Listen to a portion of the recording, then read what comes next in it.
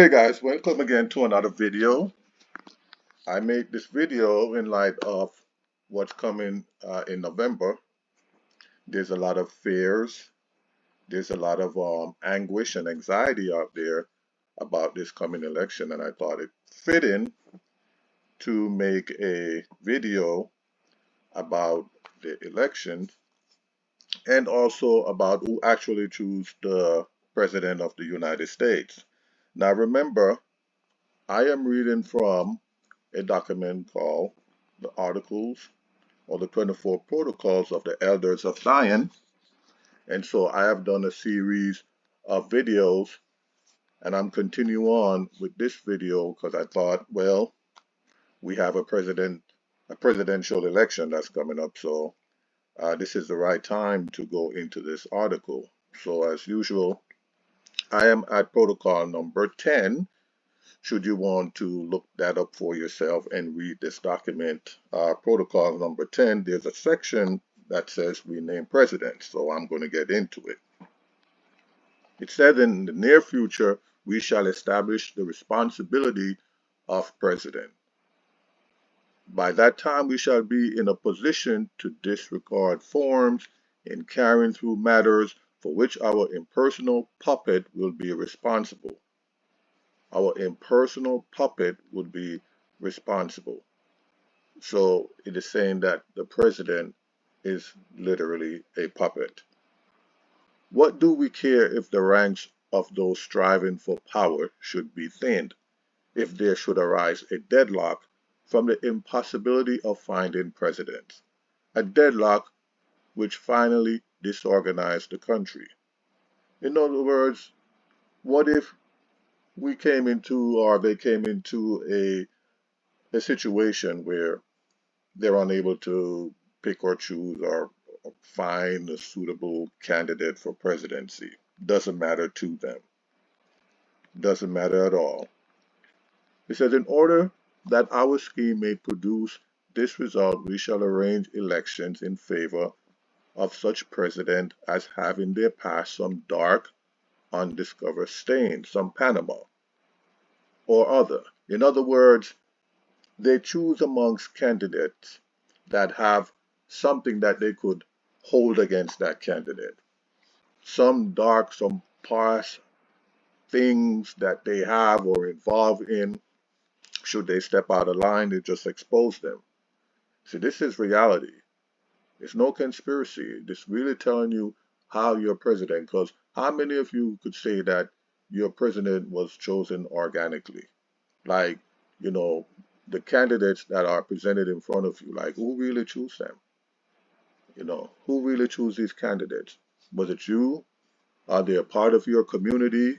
Do you vote for these people that comes out of your community organically? Are they speaking the way that you want to hear them speak, or are they controlled? How do you get to reach such heights of presidency? Because as far as I can see, majority of the people that are voted for presidency within the last, what, couple 100 years have been amongst the rich and affluent, those who have money. That's what I've noticed. The average individual who aspire to become a president, you can't make it there. You have to have money. And I believe that the candidates are basically chosen for us. But here in the protocol, it's telling you how they're chosen, and we're going to dive a little deeper. We're going to continue reading. That they will be trustworthy agents for the accomplishment of our plans out of fear of revelations and from the natural desire of everyone who has attained power. So anyway, they're going to have something against this person, right? And out of their natural desire to attain power and the fear of exposing whatever they have against this person, they'll just keep quiet. They'll do what is being told of them. It said, namely, the retention of privileges, advantages, and honor connected with the office of president. So a lot of times these people who have a desire to become president is for power, and then the advantages that comes with that, the privileges that comes with being the president, say, of the United States. It says the Chamber of Deputies will provide cover, will protect, will elect president. Because a lot of you don't realize is that it's not your vote that actually elect the president of the United States. Well, some of you might know, but it's not actually a popular vote. We all heard about the electoral college. The electoral college is who actually um, vote for your president. And the electoral college are people that are within states.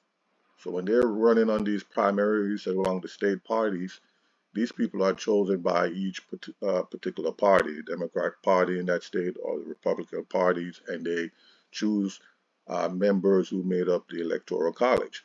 Usually about 538 members that made up the Electoral College.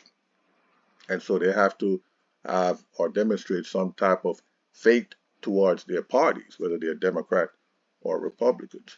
So the way how it works is that um, a particular candidate who's running for president, they have to win the votes of those electoral college within that state, right there. And if the electoral college, they will vote based upon the popular vote within that state. So whichever candidate that wins the popular vote usually get all the votes for the electoral college.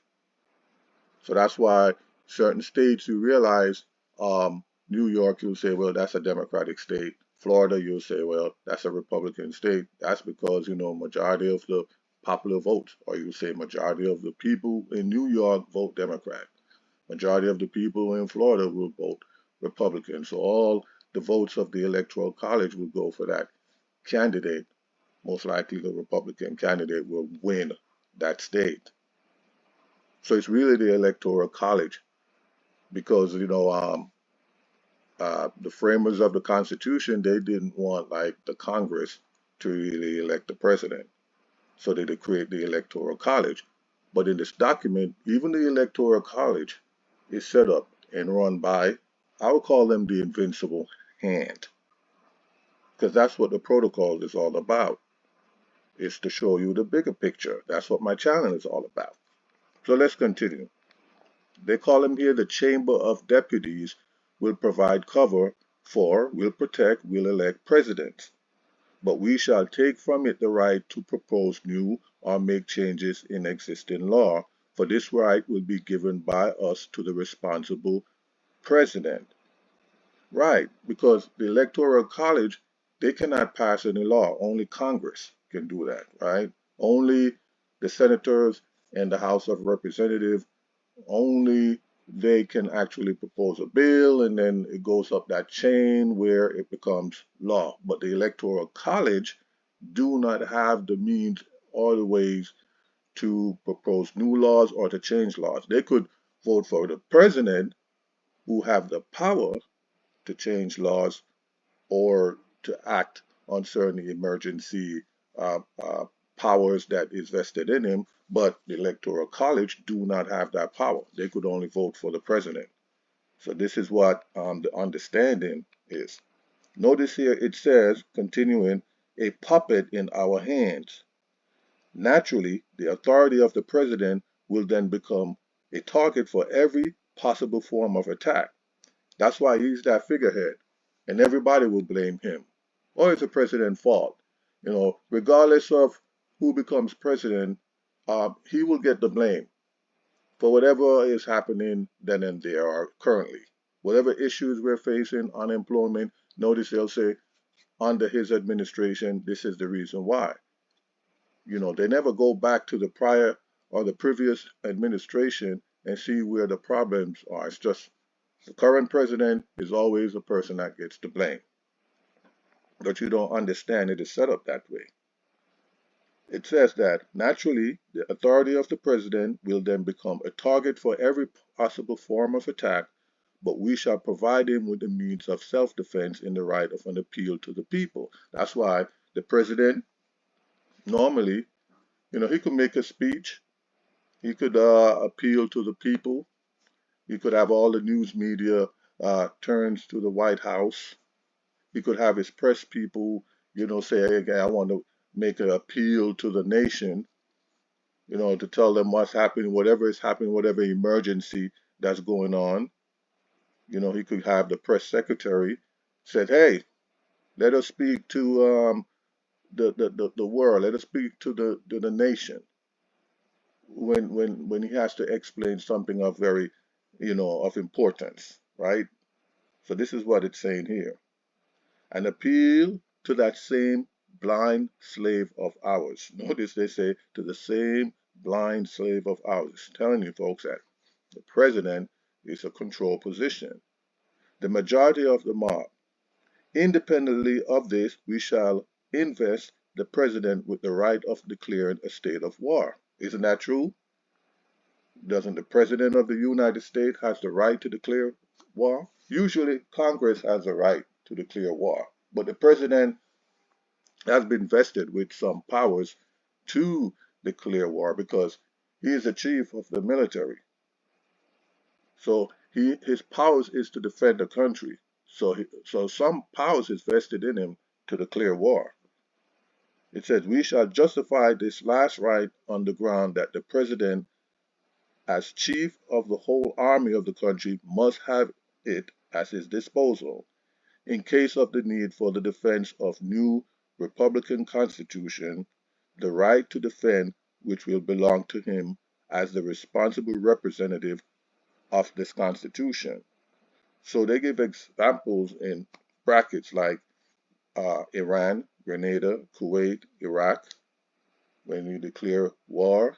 I don't know if you guys remember Operation Iraqi Freedom, roughly around what, 92, 93, somewhere around that with President Bush. Then you have Panama, Somalia, Bosnia, Kosovo. These are some of the examples you could go in and research and see where the president solely for military means. That's the reason why today, when you have all these various theaters of war, there's no going before Congress and basically debating whether we should go into Ukraine, whether we should send the troops. The president can do that.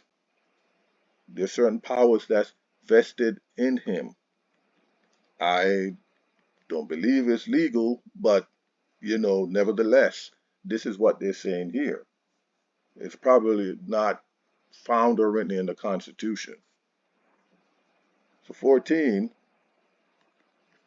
it is easy to understand that in these conditions, the key of the shrine will lie in our hands, and no one outside ourselves will any longer direct the force of legislation, meaning that they have the power, they have the control. Whether you want to call them the unseen hands, the people that's operating behind the scenes, Illuminati, New World Orderists, whatever it is, this is saying that there are those that are in control of our government, but they're behind the scenes.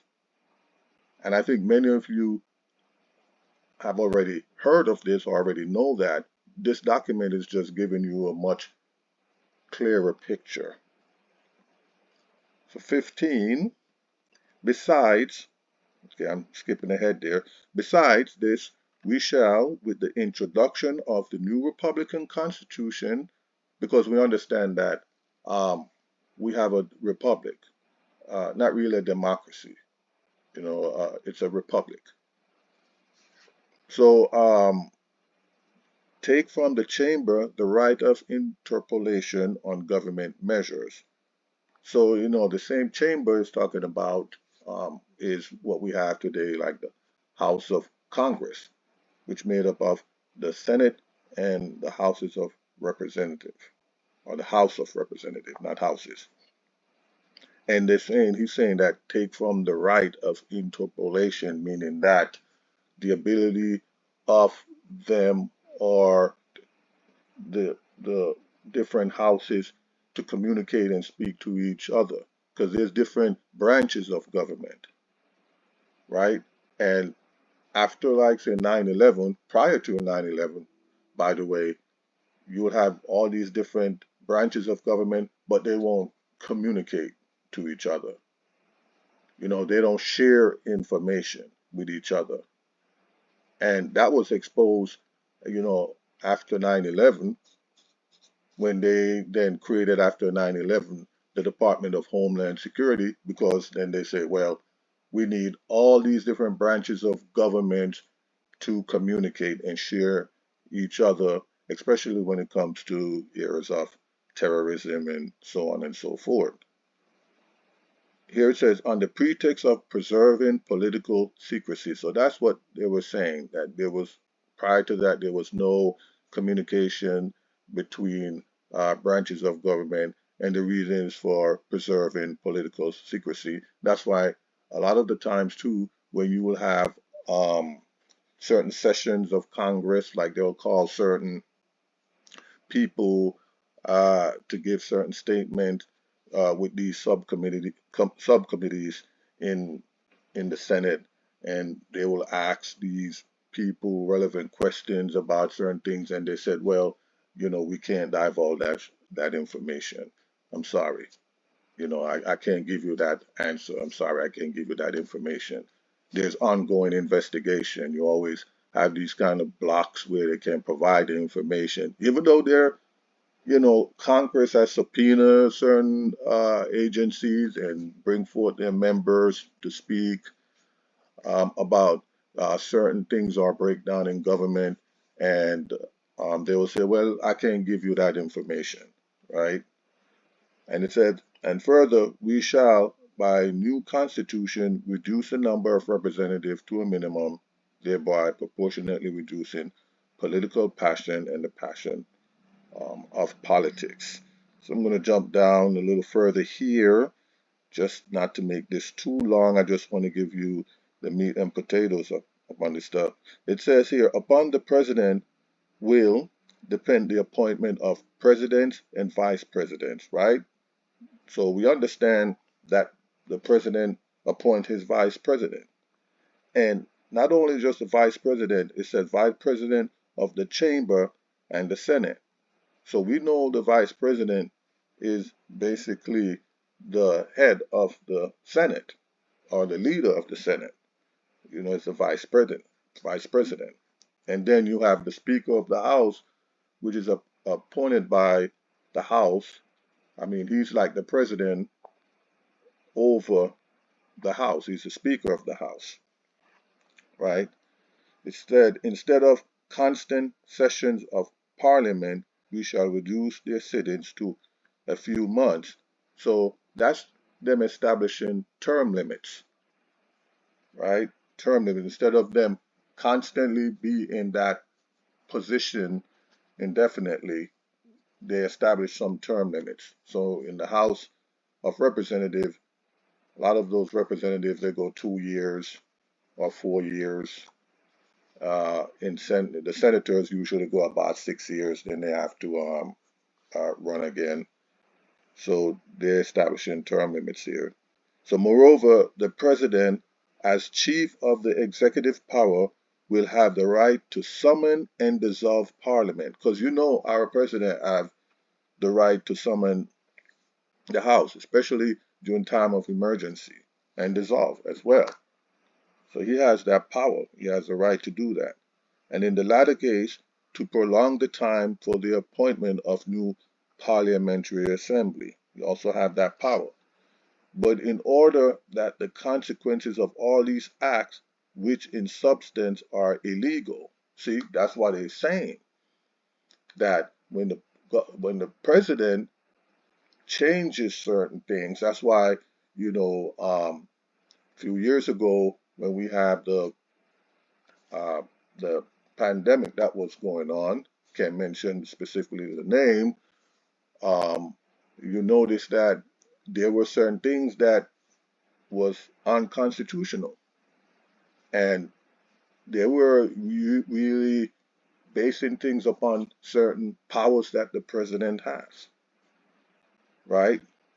So certain emergency powers during the time of emergency, or especially, the president could say, well, we have an existential threat, and certain laws, we're going to call martial law, or we're going to say, okay, we need to institute these changes because we're in a time of either war or we have a pandemic or we have, you know, an emergency situation that's taking place. So I'm going to change the law. He has the power to do that. So it said, but in order that the consequences of all these acts, which in substance are illegal, should not prematurely for our plans fall upon the responsibility established by us of the President, we shall instigate ministers and other officials of high administration about the President to evade his disposition by taking measures um, of their own. So, in other words, the people will say, wait a minute, uh, this is unconstitutional, and it might well be. And so, what it's saying is that there will be other uh, organization that also give the president advice. So you will never say, well, he's acting upon his own, because there will be other institutions that actually support or will voice their support for what he's doing. And these institutions as well are also created by them.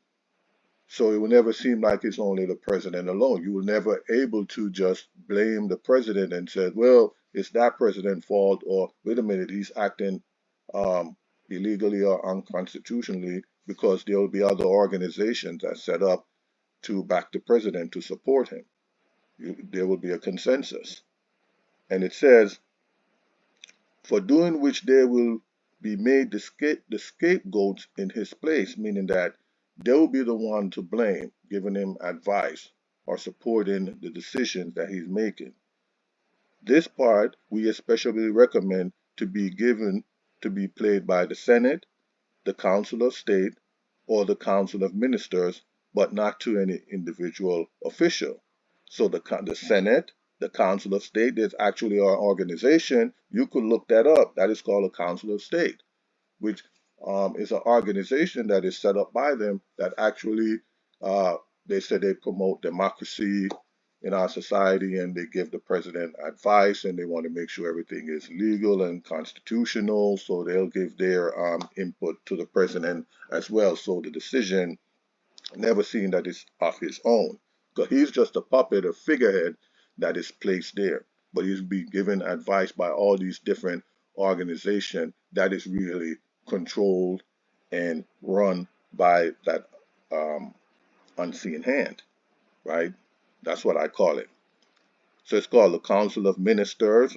Minister, the name already is telling you, but not to any individual official, meaning that, it's not just going to be an individual person like the president. You could never say, oh, it was that person or this person, or, it would be hard or difficult for anyone to pinpoint who exactly is providing him the information.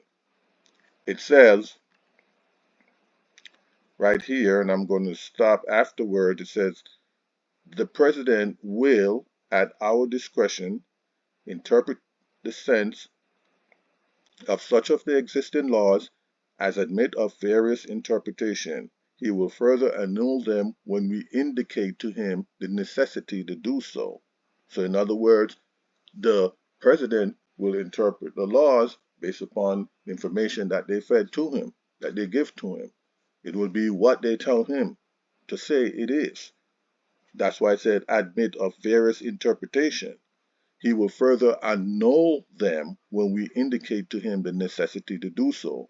Besides this, he will have the right to propose temporary laws and even departure in government constitutional workings. Listen carefully, guys. I mean, it's very scary stuff, but it is showing you the inner workings of our government. I see most people are too distracted with so many other things, they're really not paying attention to what's really going on in our government, because politics is only a few people that is really entrenched and involved in the politics. Most people, sports, games, all other pastimes and things is what we're distracted with. But it is really showing you who really runs and control our government. Says here, besides this, he will have the right to propose temporary laws and even departures in the government constitution working. the pretext both for the one and the other being the requirement for the supreme welfare of the state, right? And it gives an example like president decrees such as FDR employed to debase the US dollar and steal the gold and to place the US under a permanent state of emergency and war against its own citizens. So um, this document, there's other protocols that I will share with you, but I'm going to stop right here because this has already gone too long. I hope you have been edified. I hope you learn something from these videos that I'm putting out, because my goal is to enlighten, is to share this information, is to wake you up so you understand what your government is all about. You understand that this election, regardless of your votes, um, basically the electoral college is who is going to choose the president of the United States of America. And all these positions anyway are controlled. All these positions are controlled, and to some degree. And even if whatever candidate you choose for, there will be some measures of control to some degree. So with that, I am going to stop right here. Thank you for listening. Please like, share, and subscribe if you love the information that I'm bringing in this channel. Share it with everyone.